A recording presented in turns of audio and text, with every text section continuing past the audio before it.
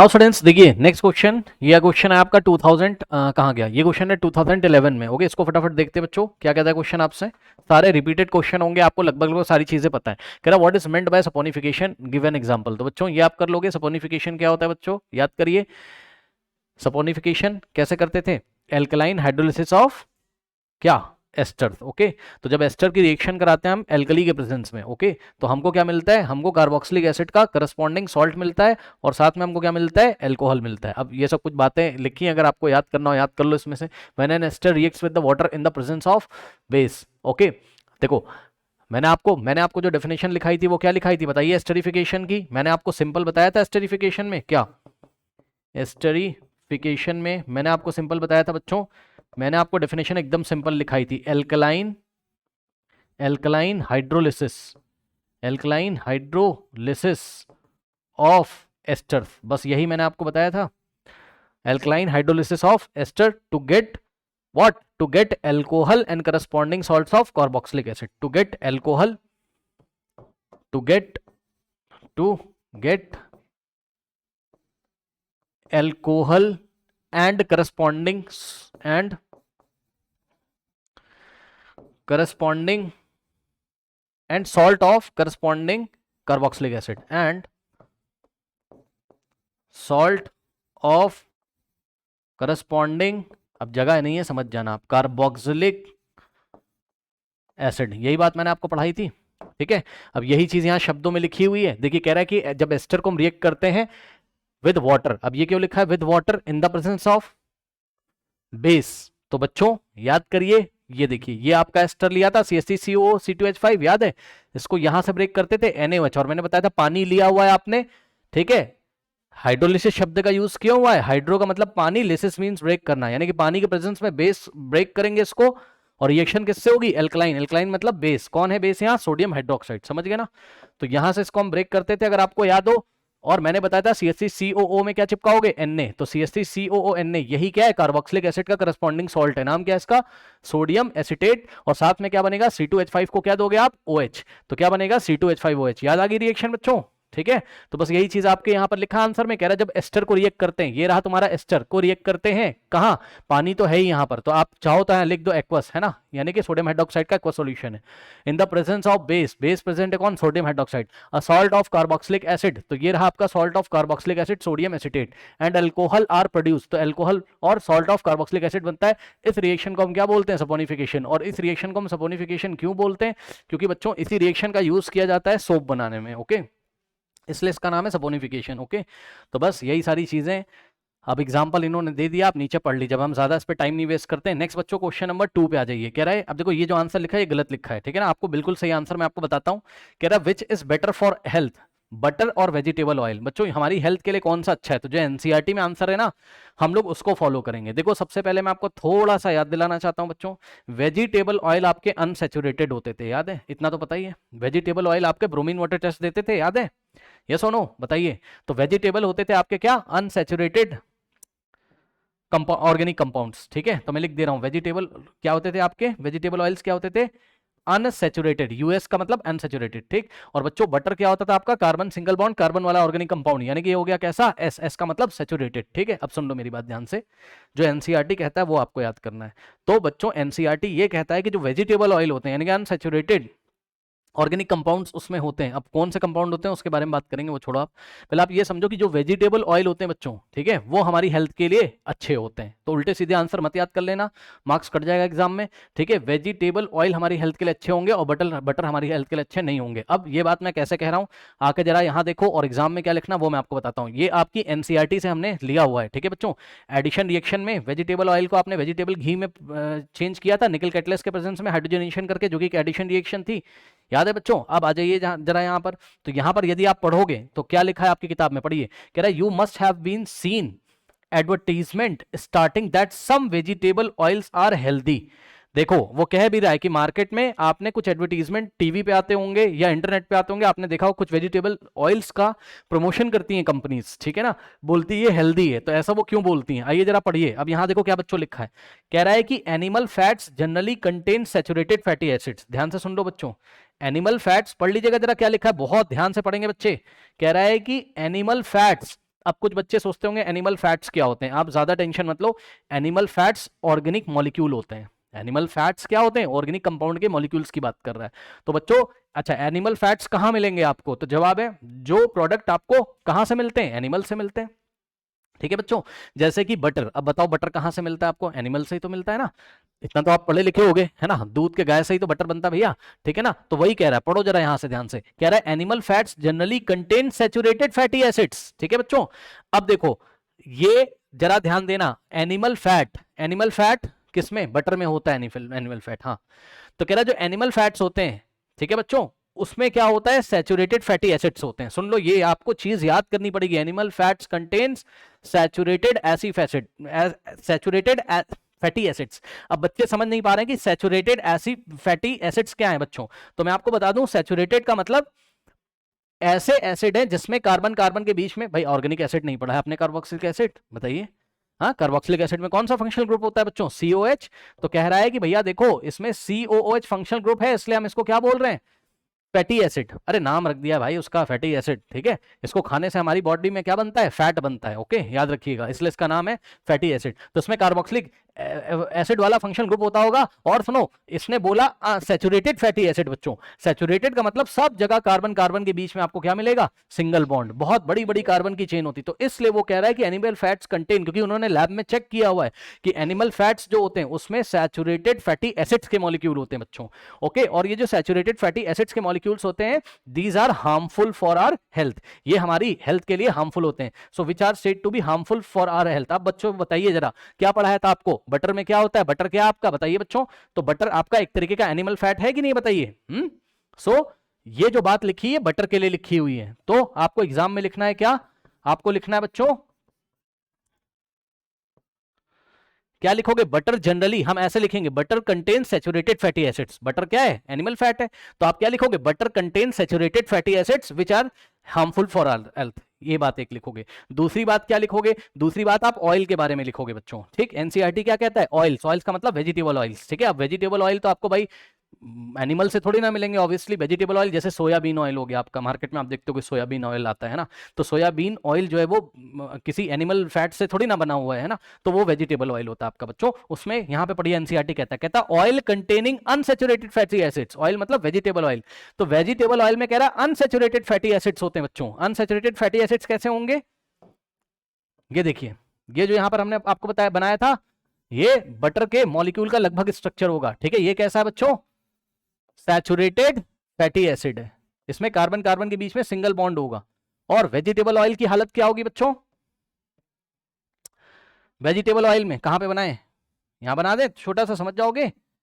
हाँ, vegetable oil की हालत क्या होगी? C double bond O OH। ये देखिए COH तो होगा, लेकिन कार्बन कार्बन के बीच में कहीं ना कहीं आपको क्या देखने को मिलेगा आगे चेन में? Double bond. तो इसलिए वो क्या कह रहा है? कह रहा है कि vegetable oils containing unsaturated fatty acids। Okay बच्चों, which should be chosen for cooking। क्यों बोल रहा है should be chosen for cooking? क्योंकि रिसर्च में देखा गया है ये हमारी हेल्थ के लिए क्या होते हैं? अच्छे होते हैं। ठीक, अब सुनो एग्जाम में क्या लिखोगे। एग्जाम में 2 पॉइंट लिखोगे। नंबर 1 पॉइंट आप बटर के बारे में कमेंट करोगे। आप बोलोगे बटर क्या है? एनिमल फैट है। बटर में एनिमल फैट होता है, and we know that animal fat contains saturated fatty acid which are harmful for health. ये लिखोगे। फिर आप वेजिटेबल ऑयल के बारे में ये बात लिखोगे। ठीक है, वेजिटेबल ऑयल के बारे में ये बात लिखोगे जो मैंने यहां लिखी हुई है। क्या?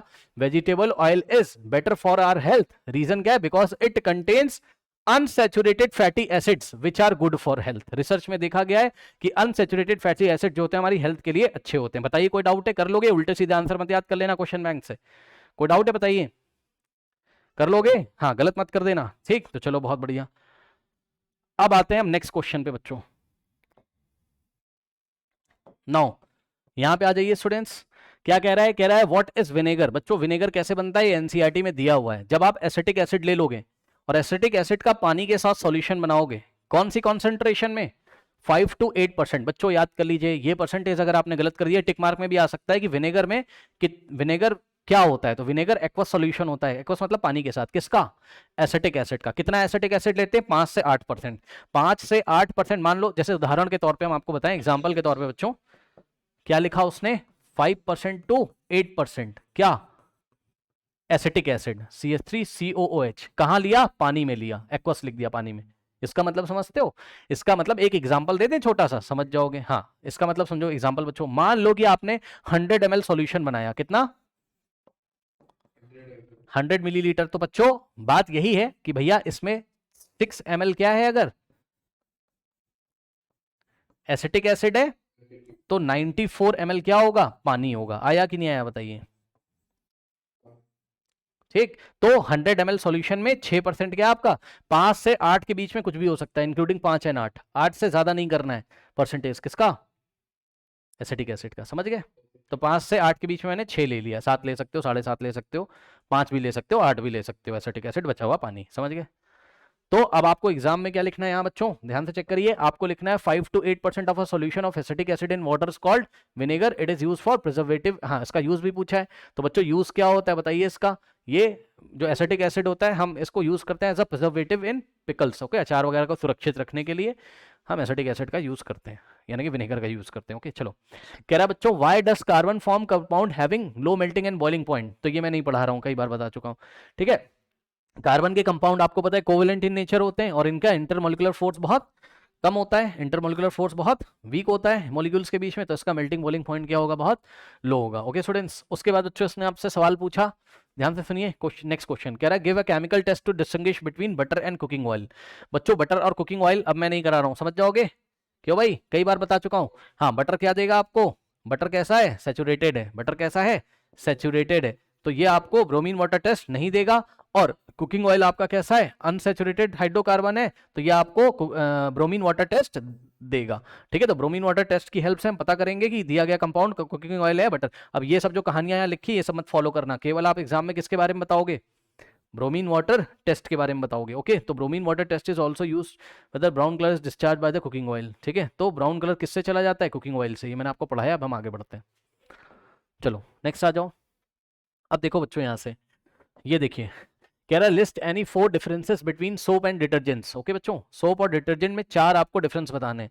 तो नंबर 1 बच्चों, नंबर 1 आपको क्या याद करना है, इसकी डेफिनेशन याद करनी है जो एनसीईआरटी में दी हुई है। ओके, तो सोप की डेफिनेशन क्या है, they are sodium salts of long chain fatty acids. Okay, they are sodium salts of long chain fatty acid. अब ये क्या बता दिया बच्चों इसने, थोड़ा सा हम आपको अंदाजा दे दें जिससे आपको याद हो जाएगा। बच्चों सोप के मॉलिक्यूल का हालांकि फॉर्मूला तो हमने नहीं पढ़ना है यहाँ पर, लेकिन हम आपको बता दें एनसीईआरटी में भी नहीं है, लेकिन एक सोप का नाम आपको याद है, सोडियम एस्टीरेट, पढ़ाया है क्लास में, सोडियम एस्टीरेट। ओके बच्चों, तो ध्यान से चेक करिए, इसमें C17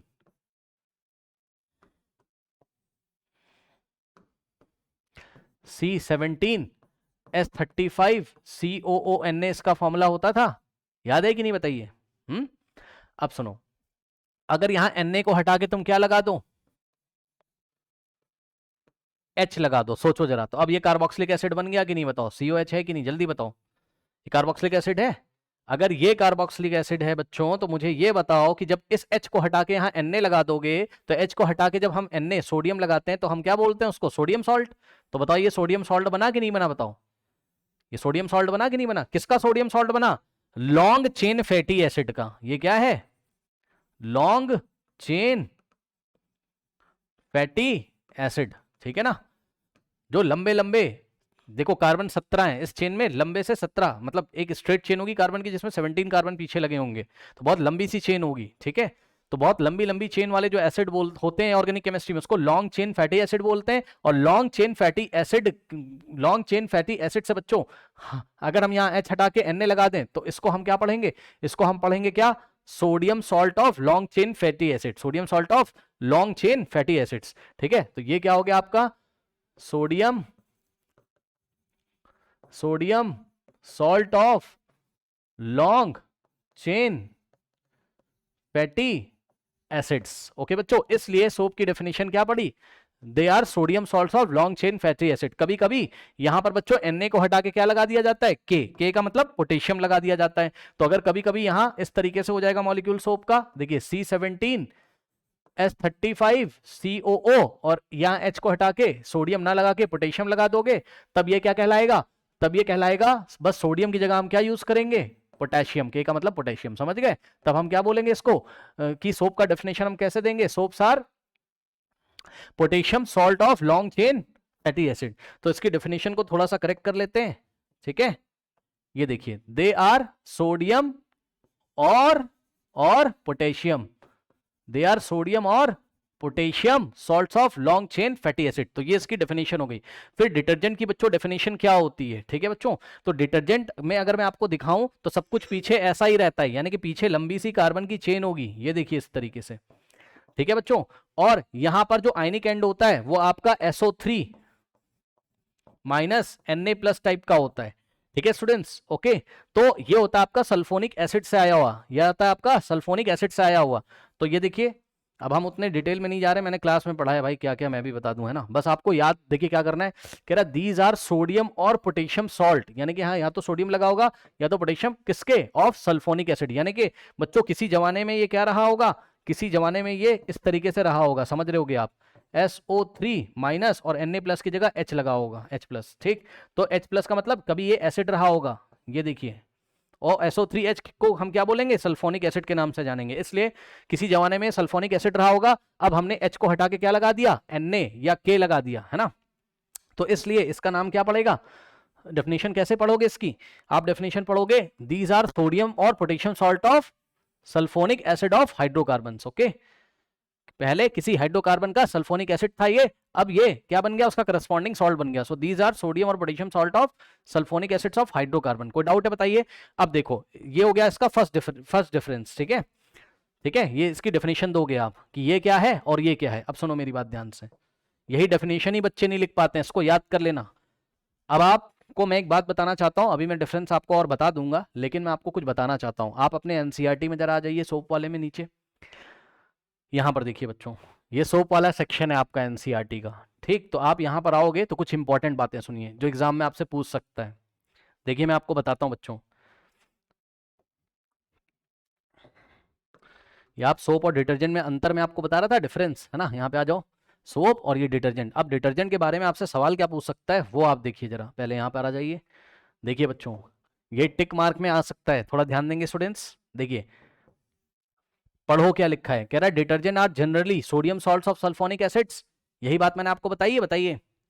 आगे भी कुछ लिखा है, तो जो आगे लिखा है वो एग्जाम में आ सकता है। ये देखिए आगे क्या लिखा है, और ammonium salts which with chlorides and bromides ion, देखा, ठीक है। तो अब डिटर्जेंट का एक और डेफिनेशन ऐसे दे देगा आपसे एग्जाम में, डिटर्जेंट्स, मैं आपको बता रहा हूं क्वेश्चन कैसे देगा, detergents are generally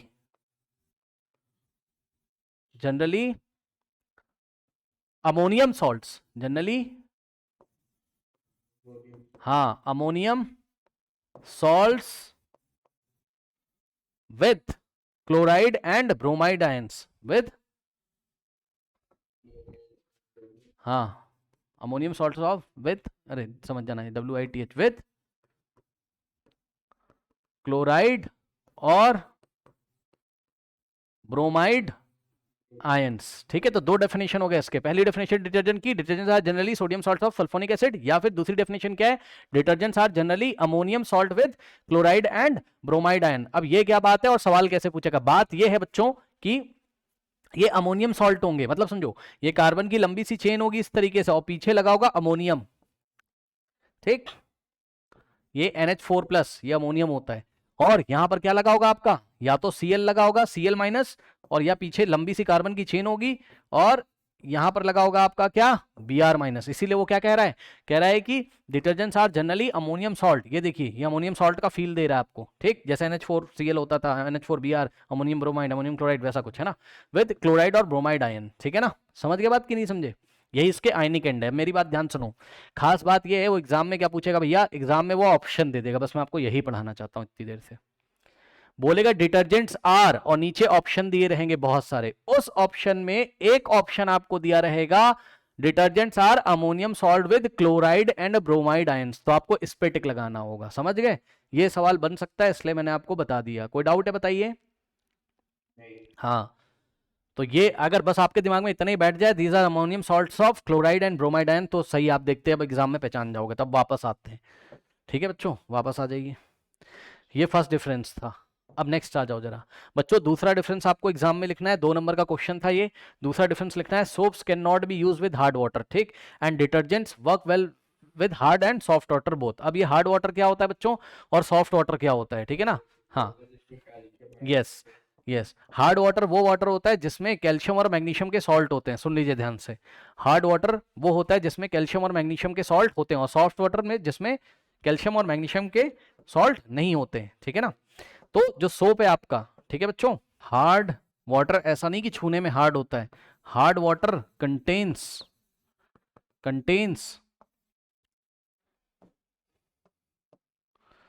magnesium, Mg का मतलब magnesium and calcium salts. Example के तौर पे बच्चों छोटा सा एग्जाम्पल दे रहा हूं, जैसे कि MgCl2, ये लीजिए मैग्नीशियम क्लोराइड होता है हार्ड वाटर में। हार्ड वाटर कहाँ मिलेगा आपको, हैंडपंप में मिलेगा, रिवर में मिलेगा, नदी में मिलेगा, जब पानी बरसता है तो जो पानी फ्लो करता होता है उसमें कैल्शियम मैग्नीशियम के सॉल्ट होते हैं, कुएं में मिलेगा आपको, वेल में मिलेगा, है ना। तो ये देखिए ये इसमें CaCl2 ये सब और भी कुछ होता है, ठीक है। कैल्शियम हाइड्रोजन कार्बोनेट भी होता है, मैग्नीशियम हाइड्रोजन कार्बोनेट भी होता है, उसके बारे में बात नहीं कर रहे हैं, बस इतना आसानी से समझो जरा। तो ये होता है, और सॉफ्ट वाटर में ये आयन नहीं होते हैं, तो सॉफ्ट, बस समझ जाना यार कितना लिखूंगा मैं भी, सॉफ्ट वाटर में ये आयन नहीं, आयन कह रहा हूँ सॉरी, ये सब सॉल्ट्स नहीं होते हैं। अब सुनो होता क्या है ध्यान से, होता ये बच्चों, जैसे ही आप सोप को लोगे, मेरी बात ध्यान से लेना, जैसे ही आप सोप को लोगे, सोप का फॉर्मूला क्या था, C17H35COONA, ठीक। तो जैसे ही आप सोप को लेके हार्ड वाटर में डालोगे, तो हार्ड वाटर में या तो ये आयन प्रेजेंट होगा या तो दोनों ही प्रेजेंट होंगे, ठीक। तो सपोज हमने सोचा कि MgCl2 सॉल्ट यहाँ प्रेजेंट है, ठीक। तो होता क्या है बच्चों, इसको यहां से ब्रेक कर दो और इसको यहां से ब्रेक कर दो, ठीक। तो क्या बनेगा बताओ, ये तुमको क्या देगा, C17H35COO माइनस, और Na प्लस अलग हो जाएगा यहाँ से, और यहाँ से तुम्हें क्या मिलेगा, मैग्नीशियम आयन यानी कि Mg2 प्लस आयन, और साथ में 2Cl माइनस आयन, बस आप Cl माइनस आयन लिख दो, कोई दिक्कत नहीं। अब होता क्या बच्चों, इसका सोप का ये जो आयन है जिसको हम स्टीरेट आयन बोलते हैं, ये जाके किससे रिएक्ट करेगा, मैग्नीशियम से, और क्या बना देगा, मैग्नीशियम की वैलेंसी 2, इसकी वैलेंसी 1, तो इसके नीचे होल ट्वाइस लग जाएगा। आपको एग्जाम में प्रोडक्ट नहीं लिखना है, जस्ट आपको फील करा रहा हूं, C17H35COO होल ट्वाइस Mg, ये लीजिए मैग्नीशियम स्टीरेट बन जाएगा, और साथ में बनेगा NaCl, Na प्लस, ये वाला Na प्लस Cl माइनस मिलकर बनाएगा Na प्लस। तो खास बात सुनो, खास बात ये बताना चाहता हूँ भाई आपको, सोप की क्लींसिंग एक्शन में मैंने पढ़ाया था, सोप क्या बताते हैं, बनाते हैं मिसल्स बनाते हैं। तो सोप मिसल्स कहाँ बना पा रहा है भाई, वो तो सारा का सारा कहाँ वेस्ट हो जा रहा है बताओ, मैग्नीशियम क्लोराइड से लड़ाई करने में, ठीक है। अगर हार्ड वाटर में आप सोप डालोगे, हार्ड वाटर में अगर आप सोप डालोगे, तो हार्ड वाटर में प्रेजेंट मैग्नीशियम क्लोराइड या कैल्शियम क्लोराइड के साथ वो रिएक्शन कर करके ये वाला सॉल्ट बनाने लगता है, मैग्नीशियम स्टीरेट या कैल्शियम स्टीरेट, जिसको स्कम के नाम से जाना जाता है। किसके नाम से जाना जाता है बच्चों, SCUM, स्कम के नाम से जाना जाता है, ठीक है। यही स्कम होता है, ये व्हाइट कलर का कर्डी मतलब दही जैसा सब्सटेंस होता है, ठीक। तो सारा सोप तो भैया तुम्हारा यहीं चला गया, तो वो क्लींसिंग एक्शन क्या करेगा, वो मिसल्स कभी बनाएगा, कभी क्लींसिंग एक्शन करेगा। तो इसलिए बच्चों बोला जाता है क्या, कि soap can not be use with hard water, okay. Soap को हार्ड वाटर के साथ यूज नहीं कर सकते। हाँ, डिटर्जेंट को तुम हार्ड वाटर के साथ और सॉफ्ट वाटर दोनों के साथ यूज कर सकते हो, क्योंकि डिटर्जेंट ऐसी रिएक्शन नहीं करता है, याद रखिएगा। डिटर्जेंट को हार्ड वाटर में डालोगे तो डिटर्जेंट का जो मॉलिक्यूल होता है, वो जो मैंने अभी आपको यहां दिखाया था, ये MgCl2 या CaCl2 से कोई भी रिएक्शन नहीं करता है। इसलिए डिटर्जेंट जो है वो आपके हार्ड वाटर में तो काम करते ही हैं, सॉफ्ट वाटर में तो करते ही हैं, हार्ड वाटर में भी करेंगे। तो ये अंतर हो गया। उसके बाद बच्चों नेक्स्ट है, दे आर फुल्ली बायोडिग्रेडेबल, ठीक है। तो सोप इस मामले में बहुत अच्छी बात है कि आप सोप यूज करें, सोप फुल्ली बायोडिग्रेडेबल है, मतलब आपने भैया सफाई फाई करी सोप की हेल्प से, ठीक, और फिर पानी को फेंक दिया, तो हमारे एनवायरनमेंट को कोई भी नुकसान नहीं होगा, क्योंकि जो माइक्रो ऑर्गेनिज्म प्रेजेंट है बच्चों, वो जो सोप के वहां पर जो वो जो भी बाय प्रोडक्ट वहां पर मतलब जो बाय प्रोडक्ट तो नहीं बोलेंगे, रेसिड्यू बचा हुआ है, उसको धीरे धीरे डिकम्पोज कर देंगे बेनिफिशियल गैसेस में या बेनिफिशियल कंपाउंड्स में, वो एनवायरमेंट में चले जाएंगे, उससे कोई हमारी हानि नहीं होगी। लेकिन बच्चों ध्यान से सुनो, अगर आप डिटर्जेंट यूज करोगे, ठीक है, तो डिटर्जेंट आर नॉन बायोडिग्रेडेबल, इसको माइक्रो ऑर्गेनिज्म डिग्रेड नहीं कर पाते हैं, तो भैया आप डिटर्जेंट यूज करोगे, दिन पे दिन वो इकट्ठा होता जाएगा, और इस तरीके से आसपास पॉल्यूशन होगा, ठीक है ना। चलो उसके बाद बच्चों ये वाला आप मत लिखना, यहां पे आप नेक्स्ट क्या लिखोगे, रिलेटिवली वीक क्लींसिंग एक्शन। तो सोप का जो क्लींसिंग एक्शन होता है वो रिलेटिवली वीक होता है, मतलब डिटर्जेंट से वो वीक क्लींसिंग एक्शन होता है। स्ट्रॉन्गर किसका होता है, डिटर्जेंट का। तो detergents have stronger cleansing action. तो ये सारे हो गए आपके पॉइंट्स। अब बच्चों अगला सवाल में आ जाओ, ये देखिए कह रहा why is ethanol use in making of tincture of iodine cough. ये मैं आपको पहले एक्सप्लेन कर चुका हूं, याद है, तो अब मैं यहां पर नहीं बता रहा हूं। क्या था इसमें बच्चों, याद करिए कि जो इथेनॉल है वो क्या करता है, इथेनॉल एक अच्छा ऑर्गेनिक सॉल्वेंट है जो कि माइक्रो ऑर्गेनिजम्स के लिपिड्स को डिसॉल्व कर लेता है, ठीक है। माइक्रो ऑर्गेनिजम्स के सेल मेम्ब्रेन जो लिपिड से बने होते हैं, लिपिड भी आपका नॉन पोलर है, नॉन पोलर में डिसॉल्व हो जाता है, ये मैंने आपको बताया था, जिससे कि माइक्रो ऑर्गेनिज्म किल हो जाते हैं। तो इस तरीके से ये आप पढ़ लेना क्या लिखा हुआ है। उसके बाद बच्चों नेक्स्ट है, कह रहा what is the role of concentrated H2SO4 in making ethane from ethanol. Ethanol से इथीन, इथेन नहीं भैया इथीन है, ठीक। इथेनॉल से इथीन जब आप बनाते हो, ठीक है स्टूडेंट्स, तो कॉन्सेंट्रेटेड H2SO4 का क्या यूज होता है, डिहाइड्रेटिंग एजेंट, ये वाटर के मॉलिक्यूल को रिमूव करता है, ठीक है ना। आगे बढ़ते हैं, ये सब बच्चों वाले खेल है, आगे बढ़िए।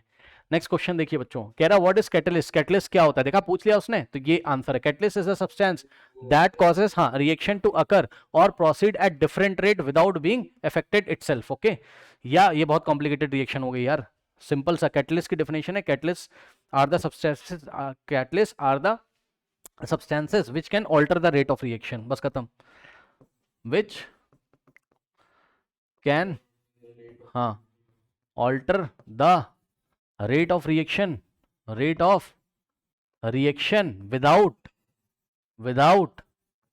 without participating in the reaction, without participating in the reaction। वो रिएक्शन में पार्टिसिपेट तो नहीं करते हैं, लेकिन रिएक्शन के रेट को जनरली बढ़ा देते हैं, इंक्रीज कर देते हैं। तो इसका आप एक एग्जांपल दे दोगे बच्चों, निकल कैटलिस्ट, याद है आप लोग को। और यहां पर आप एग्जांपल दे दोगे हाइड्रोजनेशन का, ठीक है, या एडिशन रिएक्शन का। एक एल्कीन लेना ना इथीन, उसमें हाइड्रोजन जोड़ देना और क्या बना देना, इथेन। या वेजिटेबल ऑयल से वेजिटेबल घी बना के दिखा देना निकल के प्रेजेंस में। अगला सवाल नंबर 2, कह रहा which of the following compound belong to the same homologous series, ठीक है। अब इसमें से कौन सा सेम होमोलोगस सीरीज को बच्चों बिलोंग कर रहा है, ओके। तो ध्यान देना बच्चों यहां पर, अब उसने आपको कंफ्यूज कर दिया एग्जाम में, बच्चों ध्यान से चेक करो, एक बार फिर से याद दिलाना चाहता हूं मैं आपको। बच्चों आपने पढ़ा था कि, अगर आपको याद हो बच्चों, तो आपने पढ़ा था कि कीटोन का और एल्डिहाइड का जनरल फॉर्मूला सेम होता है, याद आया बच्चों, बताइए, ठीक है। कीटोन का जनरल फॉर्मूला CnH2nO और एल्डिहाइड का भी जनरल फॉर्मूला CnH2nO होता था, अगर आपको याद हो, ठीक है स्टूडेंट्स, याद है कि नहीं याद है बताइए, ठीक है ना। तो हाँ, तो अब ध्यान से चेक करो बच्चों, अगर यहां पर इन्होंने दो कंपाउंड आपको कंफ्यूज करने के लिए दे दिए, ये देखिए, एक तो ये वाला C2H6O2 और C2, अच्छा अच्छा अच्छा अच्छा अच्छा, ठीक है भाई, मैंने ही गलत पढ़ लिया, चलो कोई बात नहीं। लेकिन मान लो, मेरा भी सवाल सुन लो, सवाल बना देता हूं मैं। मान लो बच्चों उसने दे दिया होता आपको C3H6O और दूसरा भी C3H6O, तो क्या आप इसको सेम होमोलोगस सीरीज में डाल देते दोनों को, बताइए। नहीं, एक इसमें से जाता कहां, कीटोन में, और दूसरा कहां जाता, एल्डिहाइड में, सही है। चेक कर लो, n की वैल्यू 3 रखोगे तो कीटोन को भी सेटिस्फाई करेगा। तो अगर इन्होंने दो सेम मॉलिक्यूल दे दिए होते आपको, तो आप उसको दोनों को सेम होमोलोगस सीरीज में नहीं डालोगे, अलग अलग, एक कीटोन में एक एल्डिहाइड में। बहरहाल अब यहां पर लौट के आओ बच्चों, तो सेम होमोलोगस सीरीज में कौन आएगा मेरे ख्याल से, C2H6, क्योंकि एल्केन CnH2n+2 को फॉलो कर रहा है, और C4H10, ये है ना, तो ये दोनों आगे सेम। अच्छा, इन दोनों का क्या बच्चों, ये क्या दिया उसने, और जरा चेक कर लेते हैं, ये क्या दिया हुआ है देखते हैं। एक दिया बच्चों उसने आपको C2H6O2 और दूसरा बच्चों क्या दिया उसने आपको, C2H6O दिया हुआ है, ठीक है। तो ये किसी फॉर्मूले को फॉलो कर रहा है क्या, चेक कर लो। देखो देखो देखो, एल्कोहल का फॉर्मूला क्या होता था, याद करो, CnH2n+1 और OH, ठीक। तो n की वैल्यू कितनी रखोगे, अगर 2, तो C2H, अब चेक कर लो, 2 to the 4 + 1 5 है ना, और OH, तो ये तो कुछ बन ही नहीं रहा है, 2 ऑक्सीजन है, तो कार्बोक्सिलिक एसिड के लिए हमें जाना चाहिए, तो कार्बोक्सिलिक अल्कोहल नहीं बनेगा, ठीक है, एक ऑक्सीजन है, तो 2 ऑक्सीजन के लिए कार्बोक्सिलिक एसिड में जाओगे। कार्बोक्सिलिक एसिड का फॉर्मूला क्या था, CnH2n+1 और COOH लगा रहता था यहाँ पे, याद आया। चलो, अब यहाँ पर n की वैल्यू 2 रखो, C2 और 2 to the 4 + 1 C2H5 और COOH। अब बच्चों चेक कर लीजिए, यहां से ये एक 2 और प्लस एक 3 कार्बन, हमें 2 कार्बन चाहिए, तो हम क्या करेंगे इसमें, हम इसमें क्या करेंगे, n की वैल्यू 0 पुट करेंगे। मैंने आपको बताया था कार्बोक्सिलिक एसिड में n बराबर 0 से स्टार्ट होता है, तो n बराबर 0 पुट करोगे तो ये कार्बन खत्म हो जाएगा, n की वैल्यू 0, तो यहां से क्या हो जाएगा, चेक कर लीजिए, 2 1 2। अरे भाई क्या चीज फालतू की इन्होंने दे दी है ना। मैं इसको मैच कराने की कोशिश कर रहा हूँ, तो कार्बोक्सिलिक एसिड से भी नहीं मैच कर रहा है यार, है ना। तो ये और एल्डिहाइड से भी नहीं कर रहा है, कीटोन से भी नहीं कर रहा है, ठीक है बच्चों। तो ये पता नहीं कहां से कर रहा है, छोड़ दो इसको, ये एक ट्राई जस्ट मैं ले लेता हूं यहां पर, क्या पता ये आपका एस्टर ना हो, है ना, देख लेते हैं। तो COOH ओ सी, देख लेता हूं मैं चेक करके, 2 कार्बन है ना भाई, अलग ही दुनिया में है। इस पे कोई टिक नहीं लगाओगे तुम, 1 2 3 4, बिल्कुल कहीं नहीं बैठ रहा है ये, कहीं नहीं बैठ रहा, बिल्कुल अलग दुनिया में भाई, छोड़ दो, छोड़ दो, बिल्कुल अलग दुनिया में है। और ये इसकी क्या हालत है, ये किसी को फॉलो कर रहा है क्या, बताओ, 1 कार्बन है। क्या ये कीटोन को फॉलो करेगा, कौन सा, ये वाला, फर्स्ट वाला इथेनोइक एसिड है, चेक कर लेते हैं। अभी तो हम गए थे कार्बोक्सिलिक एसिड के लिए, बना क्यों नहीं, ये लो, शायद कार्बोक्सिलिक एसिड के लिए हम गए थे ना, 2 कार्बन, कहाँ है एथेनोइक एसिड बताओ, 1 2 3 4, 4, और इनको 6 हाइड्रोजन चाहिए, अब बताओ, नहीं जा रहा है ना, कहाँ जा रहा है बताओ, अलग ही दुनिया में, छोड़ दो उसको, बस ऐसे कंफ्यूज करने के लिए दिया। अगला देखो जरा, होगा, अब हम मना नहीं कर रहे, हम टाइम नहीं वेस्ट कर रहे हैं यार, लाइव क्लास में क्या ही हम इसका रिसर्च करेंगे, ठीक है ना, समझो, होगा कोई ऑर्गेनिक कंपाउंड आपके सिलेबस में, नहीं छोड़ो इसको बच्चों, देखो क्या ये कहीं सेटिस्फाई कर रहा है आपको, हाँ, या तो एल्डिहाइड होगा, एक ऑक्सीजन है ना, तो एक ऑक्सीजन में या तो एल्डिहाइड होगा या तो एल्कोहल होगा, है ना, एल्कोहल हो रहा है, चेक कर लो, एल्कोहल हो जा रहा है, ठीक है, एल्कोहल हो जा रहा है ये वाला, 2 कार्बन का एल्कोहल क्या होता है, ये लो, ठीक, ये लो बच्चों C2 है ना, और H6, 1 2 3 4 5 6 हाइड्रोजन है, 1 ऑक्सीजन है, सही है, चेक कर लो, C2H6 हो, तो ये अल्कोहल में चला गया, लेकिन उसने हमसे बोला था सेम होमोलॉगस सीरीज, अब मैं बता इसलिए रहा हूं ताकि आपको फंक्शन ग्रुप भी पहचानने आ जाए, तो ये चला गया कहाँ, एल्कोहल में, ठीक है, बहुत बढ़िया, अब आगे बढ़ो बच्चों, तो इसका आंसर ये हो गया, दोनों एल्केन में, कह रहा identify the functional group in the following, बच्चों अब ये सब बच्चों वाले खेल, अब आप पहचान जाओगे, CHO अल्डिहाइड, ठीक, फिर इसमें कौन सा है, COH कार्बोक्सिलिक एसिड, इसमें बच्चों कौन सा है, OH एल्कोहल, और इसमें बच्चों कौन सा है, हाँ इसमें कौन सा है बताइए, CH3CO, CH3 में क्या है बताओ, कौन सा फंक्शनल ग्रुप है इसमें, कीटोन, सही है ना, CO लगा हुआ है, ठीक, तो कीटोन है, फंक्शनल ग्रुप क्या है इसमें, कीटोन, एसीटोन मत लिखना, आप कीटोन लिखना एग्जाम में, कोई डाउट है बताइए, हो जाएगा, हाँ इसको बना के भी दिखा दे रहा हूँ, ये C डबल बॉन्ड हो, एक CH3 इधर लगा होगा, एक CH3 इधर लगा होगा, लो अगले सवाल में आ जाओ फटाक से, नेक्स्ट क्वेश्चन देखिए बच्चों, कह रहा है कंप्लीट द फॉलोइंग रिएक्शन, अब ये बच्चों वाले खेल हैं, आप कर लेना, मैं नहीं कर रहा हूं इसमें, ठीक है, सबसे पहले मीथेन का कंबशन कराओगे, मैं आपको पहले भी करा के दिखा चुका हूँ, हीट और लाइट, अच्छा एक चीज और, हीट और लाइट नहीं लिखोगे मार्क्स नहीं मिलेगा, सुन लो, हीट और लाइट जरूर लिखना, बैलेंस कर लेना, उसके बाद CH4Cl2 का एक ही स्टेप का रिएक्शन कराओगे, क्या बनेगा, क्लोरोमीथेन और साथ में HCl, ये सब्स्टिट्यूशन रिएक्शन का एग्जाम्पल है, ठीक है बच्चों, नेक्स्ट देखिए, कह रहा है कंप्लीट द फॉलोइंग रिएक्शंस, तो फॉलोइंग फिर से वही रिएक्शन रिपीट हो गई है, ये लीजिए, ठीक है, तो यहां पर क्या फिल करना चाहिए हमको, CH3Cl, ठीक, उसके बाद बच्चों इथेनॉल का रिएक्शन है कॉन्सेंट्रेटेड H2SO4 के प्रेजेंस में, ठीक है स्टूडेंट्स, तो बताओ कॉन्सेंट्रेटेड H2SO4 क्या करता है, डिहाइड्रेटिंग एजेंट का काम करता है कि नहीं करता है, तो यहां से वाटर का मॉलिक्यूल निकल जाएगा, इथीन बनेगी, इथीन का मतलब क्या, CH2 डबल बॉन्ड CH2, ये लीजिए, ठीक, एक बार फिर से याद दिला दूं आपको, 2 कार्बन, ठीक, यहां पर OH को मैंने बोला था नीचे लिख दो, ये अल्कोहल को मैंने बोला था ऐसे करके लिख दो, सही है, और मैंने बोला था यहां से पानी का मॉलिक्यूल निकाल दोगे, किसके प्रेजेंस में, कॉन्सेंट्रेटेड H2SO4 के प्रेजेंस में, और डिहाइड्रेटिंग एजेंट जैसा काम कर रहा है ये, और यहाँ पे कार्बन कार्बन के बीच में डबल बॉन्ड बन जाएगा, चेक कर लीजिए, और वाटर हो गया बाहर, ठीक है, तो प्लस H2O, तो यही मैंने लिखा है इथीन का मॉलिक्यूल, इसको आप ऐसे लिख सकते हो, CH2 डबल बॉन्ड CH2, ठीक, समझ गए, तो यही सब कहानियां हैं, आप देख लो। उसके बाद बच्चों अगला सवाल बहुत अच्छा सवाल है, यहाँ पे देखिए, कह रहा है हाउ इज स्कम फॉर्म्ड, ये बहुत अच्छा सवाल है, ठीक, हाउ इज स्कम फॉर्म्ड, यही बात मैंने आपको आज बताई थी, आज फिर से बता रहा हूँ, आज की क्लास में अभी मैंने आपको बताई थी, हाँ बताइए क्या डाउट है, कोई डाउट है बताइए। अब देखो स्कम बच्चों कैसे फॉर्म होता है, एक बार फिर से बता दे रहा हूँ, जब आप सोप लेते हो, ठीक है, जब आप क्या लोगे, सोप लोगे, सोप का फॉर्मूला क्या है, C17H35 COONA, ये आपका सोप होता है, और जब आप सोप को हार्ड वाटर में डालोगे, किस में डालोगे, हार्ड वाटर, तो हार्ड वाटर वो वाटर होता है, हार्ड वाटर वो वाटर होता है जिस वाटर में क्या होते हैं बच्चे आपके, जिस वाटर में क्या होते हैं, कैल्शियम और मैग्नीशियम के सॉल्ट होते हैं, जैसे कि कैल्शियम क्लोराइड और जैसे कि मैग्नीशियम क्लोराइड, तो ऐसे सॉल्ट्स होते हैं हार्ड वाटर, सॉफ्ट वाटर में ये सॉल्ट नहीं होते हैं, ठीक है ना।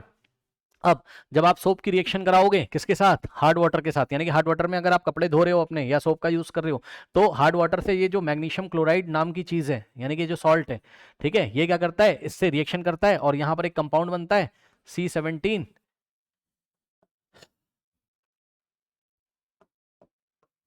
ये रिएक्शन आपको नहीं लिख के दिखानी है, आपको बस एग्जाम में लैंग्वेज लिखनी है, मैं जैसे आपको फील करा रहा हूँ, C17H35COO होल ट्वाइस Mg, और साथ में बनेगा क्या, NaCl। बैलेंस वैलेंस नहीं कर रहा हूं, चेक कर लेना। तो ये जो कंपाउंड बनता है इसको बोलते हैं मैग्नीशियम एस्टीरेट, ओके, इसी को स्कम बोलते हैं। अब आप चेक कर लो, आपने जो सोप डाला तो सोप के सारे मॉलिक्यूल रिएक्शन कर रहे हैं किसके साथ, मैग्नीशियम क्लोराइड के साथ, और ये स्कम बना रहे हैं। ये स्कम क्या होता है, व्हाइट कलर का कर्डी सब्सटेंस होता है। कर्डी सब्सटेंस मतलब दही जैसा होता है, चिपचिपा सफेद कलर का। ठीक है बच्चों, इससे आपका क्लींसिंग एक्शन बहुत स्लो हो जाएगा, क्योंकि सारा सोप आपका वेस्ट हो जाएगा स्कम बनाने में, तो वो सोप मिसल्स नहीं बना पाएगा। ठीक है स्टूडेंट, समझ गए? तो बस यही कहानियां यहाँ लिखी हुई हैं, पढ़ लीजिए। When soap reacts with hard water the minerals present, mineral कौन कौन मिनरल में आपको नाम लिखने उसके, क्या, सॉल्ट्स ऑफ हाँ कैल्शियम एंड मैग्नीशियम, ये लिखोगे आप एग्जाम में, बस इतनी बात जरूर लिखेंगे, salts of calcium and magnesium, short में लिख दिया, समझ जाना, कैल्शियम एंड मैग्नीशियम। ठीक, okay. Present in the water react with soap and form white curdy substance called scum, it reduces the cleansing action of soap. इस तरीके से soap का क्लींसिंग एक्शन रिड्यूस हो जाता है। अगर आपको भरोसा नहीं है तो आप एनसीईआरटी अपनी उठा के देख लीजिए। ये देखिए ये एनसीईआरटी बच्चों, इसमें कहानियां लिखी हुई, कह रहा है have you ever observed while bathing that foam is formed with difficulty and an insoluble substance called scum remains after washing with the water। समझ गए बात? ठीक है, जैसे गाँव में आप कभी जाओगे नल के पानी से नहाओगे तो सोप लगा रहे हो, पता लगा सोप का यूज कर रहे हो, झाग ही नहीं बन रहा है। क्यों नहीं बन रहा है झाग? क्योंकि स्कम बन जा रहा है, सारा सोप आपका वेस्ट हो जा रहा है ना। ठीक है ना, तो ये चीज होती है। ओके।